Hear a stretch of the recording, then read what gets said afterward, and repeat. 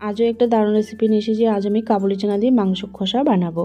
তো কাবুলি চানা 7-8 ঘন্টার মতন আমি জলে ভিজিয়ে রেখেছি। এবার আমি প্রেসার কুকারে দিয়ে দিয়েছি, জলটাও দিয়ে দিয়েছি। আর জলটা আমি একটু বেশি দিয়েছি।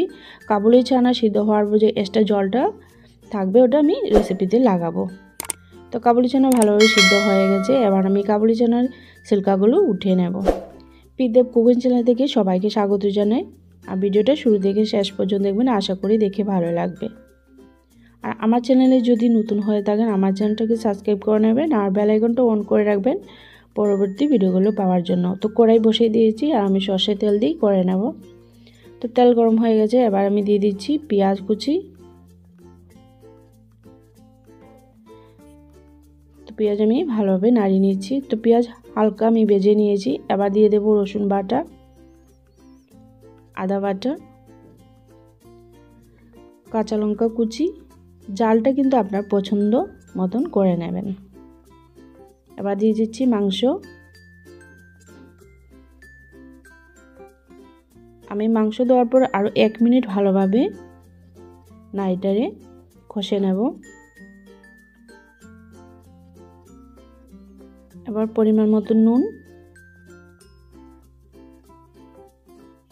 নুনটা দেওয়ার পর কিন্তু আরও আধা মিনিটের মতন আমি নাড়িয়ে নিচ্ছি। এবার আধা চামচ লাল লঙ্কার গুঁড়ো, আধা চামচ হলুদ গুঁড়ো, আধা চামচ জিরে গুঁড়ো, আধা চামচ থেকে ধনিয়া গুঁড়ো। এবার ভালোভাবে কষিয়ে নেব একসঙ্গে সব।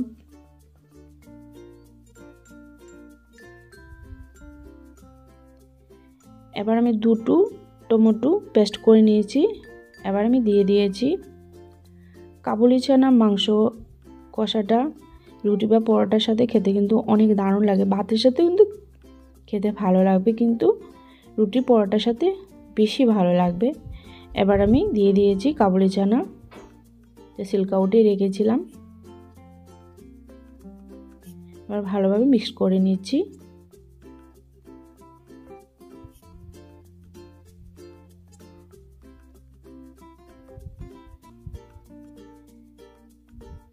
তো এবার দিয়ে দিচ্ছি যে কাবুলি চানায় এক্সট্রা জল রেখেছিলাম ওইগুলো দিয়ে দিয়েছি।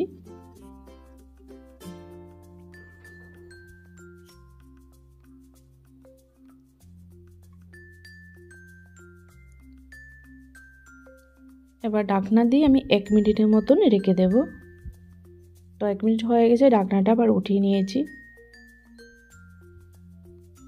নাড়িয়ে নিচ্ছি।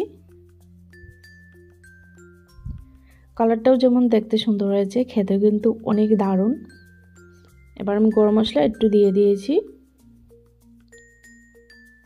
এতটুকুই বলবো, বানিয়ে খেয়ে দেখবেন, অনেক ভালো লাগবে।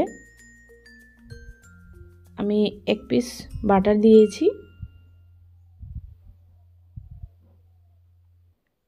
আপনার কাছে রেসিপিটা কেমন লেগেছে অবশ্যই কমেন্ট করে আমাকে জানাবেন। আর ভালো লাগলে একটা লাইক করবেন, শেয়ার করবেন।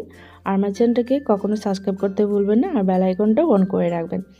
তো চুলা অফ করে দিয়েছি। এবার আমি বাটিতে উঠিয়ে নিচ্ছি।